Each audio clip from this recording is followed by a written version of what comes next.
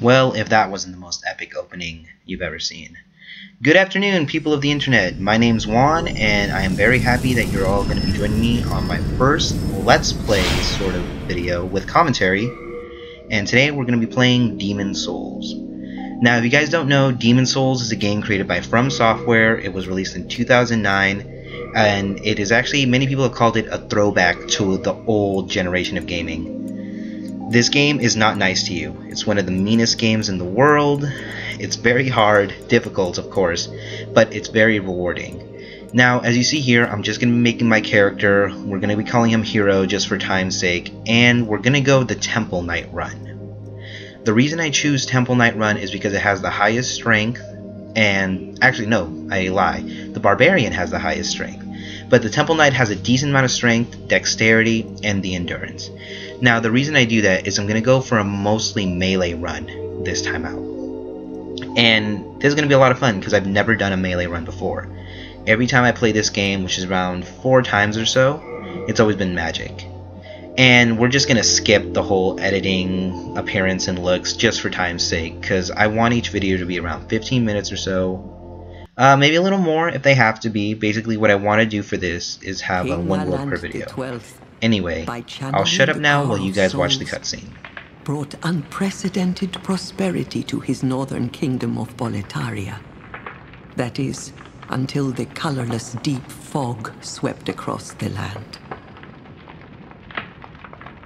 Boletaria was cut off from the outside world, and those who dared penetrate the deep fog never returned. But Valarfax of the royal twin fangs broke free from the fog and told the world of Boletaria's plight. That the old King Alant had aroused the Old One, the great beast below the Nexus, from its eternal slumber, and that a colorless fog had swept in, unleashing terrible demons. The demons hunt down men and claim their souls. Those who lose their souls also lose their minds. The mad attack the sane, and chaos reigns. Valorfax spoke of the enticing power of the demon souls. Each time a demon claims a human soul, the demon's own soul is invigorated by the life force. And the power of a mature demon's soul is beyond human imagination. The legend spread quickly. Mighty warriors were drawn to the accursed land, but none have returned. Bjor of the Twin Fangs, Yurt the Silent Chief, Sage Urbane, Skurver the Wanderer, the Sixth Saint Astraea and her knight Garl Vinland, and Sage Frake the Visionary.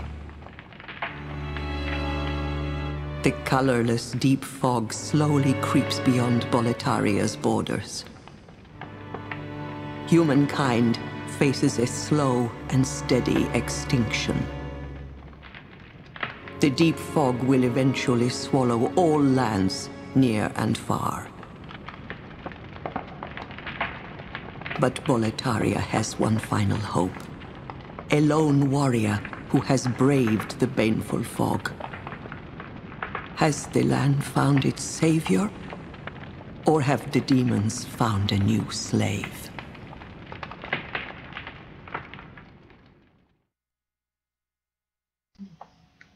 Alright, so let's get started. So I will be playing Journey to the Nexus. Mostly, this is a video mostly just for people who haven't played the game before. Which is probably very few amount of people since this was released early on in PlayStation 3's life cycle. Not to mention that it's on the PSN now. I believe it's about $20. It's a really good game. If you haven't tried it out, hopefully this series convinces you to play it. But as I said, I'm going to do Journey to the Nexus because it's a really easy way to get just a few souls, some healing items that you're about to see. Crescent Moongrass actually is what I'm really doing this for, because that heals around a quarter of your health. It's actually one of the better items in the game. You'll get more healing items as time goes on, but as for now, they're just really useful. Though the game in general in the beginning isn't that difficult. And I actually did not know that the Temple Knight uses the long spearhead type weapon. This will be interesting. So as I said before, Demon Souls was created from Software. It was actually published by Atlas. It's the first in the Soul series of games that many people have called it. It's not exactly a trilogy, but Demon Souls is the reason Dark Souls 1 and Dark Souls 2 exist. Many people have said that Dark Souls 1 and 2, though difficult, have not reached the level of frustration that Demon Souls has. I have actually played all of them. I am very proud to say I have beaten all 3 of them. And I actually have to agree, Demon Souls has a level of difficulty that is just not uncomparable with the other 2.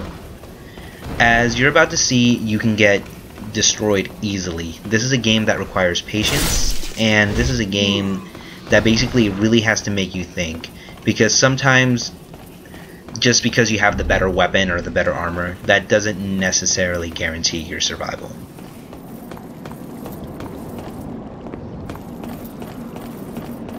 And I guess I'll take the time here while I'm going through the Journey of the Nexus to explain the sort of plot that the game has. As you saw in the cutscene before, you're basically a soldier trying to defeat the evil that's in the Boletaria Kingdom.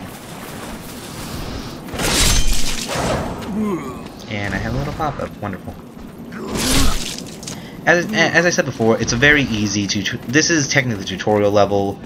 There aren't that many enemies, and I missed one. It's okay. Not everyone has to die while you're playing Demon Souls.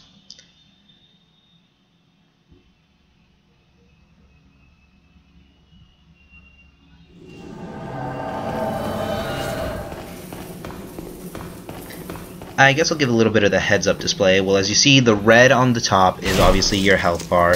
The blue bar in the middle of the green and the red bar is actually your magic, or in this case, for my character, the miracle. Depending on what character set you choose in the beginning, you get different items, obviously. And if you choose a wizard, or if you choose the Temple Knight, I see, you either get a talisman or you get a catalyst. Many people seem to go for the catalyst more just because it's more damaging. But as you see here, as I just used the lost talisman, I'm able to heal myself. But it does use a decent amount of the magic bar.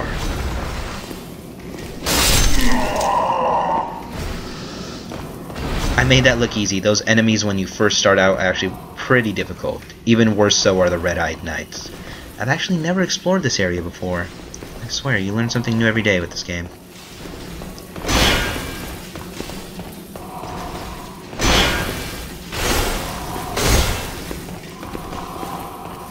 Here's what I mean by sort of very rewarding and very patient with the game. This isn't even a boss battle. This is just one of the regular enemies that you'll encounter all the time. But since, as I said before, this is a weapon I have never used before, I'm just trying to do my patience, trying to get him good, you know, waiting for an opening. And that's what this game is all about, honestly.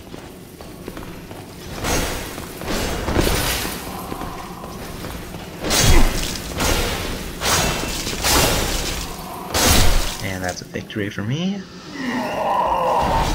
And we get 51 souls for our troubles.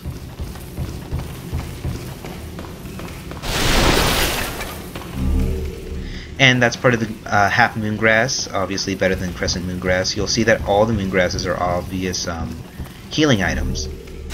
I myself prefer to just buy a bunch of crescent moon grass and just save the other ones just for when they're really needed. Also, towards the course of our adventure, we'll find Stone of Infernal Eyes. Those are actually able to be used when your character dies to revive them.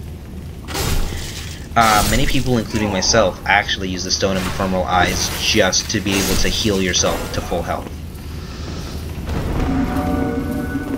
As you see through the fog gates, those are basically, in a way, the checkpoints, sort of telling you, like, oh, you've been doing really good, be careful, because there's about to be a difficulty spike soon.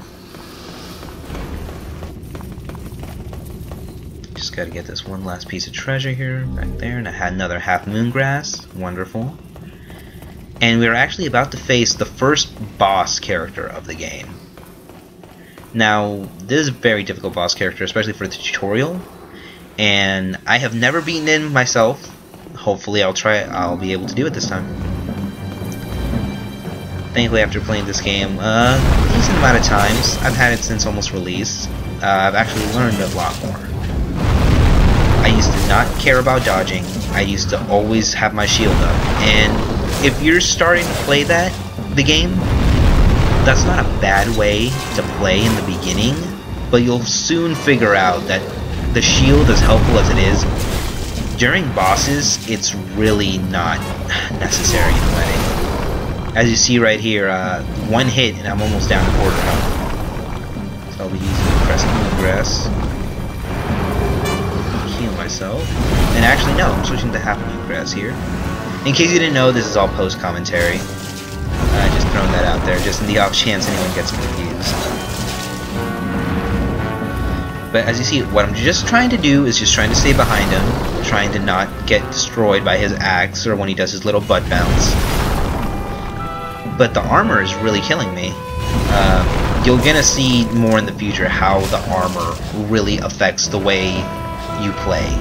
Heavier armor obviously makes you slower, and I didn't know that the Temple Knight's armor was that bad. But regardless, I died anyway, and was barely able to get to half health. But still a victory. Usually I'm not even able to land a hit on him. So I think we'll end it off here for the first episode. I basically just wanted to show you guys the first tutorial level, show you how everything's going to work out, how everything happens. And sorry there wasn't that much to talk about. It's just that with it being the tutorial level and all, I just kind of wanted to explain a little bit what the game was, what I'm going to attempt to do, and all that good stuff. So basically, as I said before, we're going to do a melee run. hopefully, actually, we'll be able to do some votes, see what kind of weapons we use, what I should upgrade it on, depending on how everything works out. And, you know, I hope you enjoyed this video. If you like it, please leave a like. If you want to see more, the subscribe button's right on your screen. And, you know, leave a comment. Leave how you feel about it, anything I should work on, anything you want to see. Because basically, what we're going to be doing is just a regular old playthrough. Nothing's going to be hugely into detail. Like, I'm not going to be like, oh, you know, it has this much health, so you'll be able to use this weapon. It'll just be a normal playthrough. I'll be able to find what I can, and hopefully maybe find even something new. Alright guys, so this is Juan signing off. Hope you enjoyed it, and prepare for episode 2 soon. The Nexus. With each of the 5 archstones will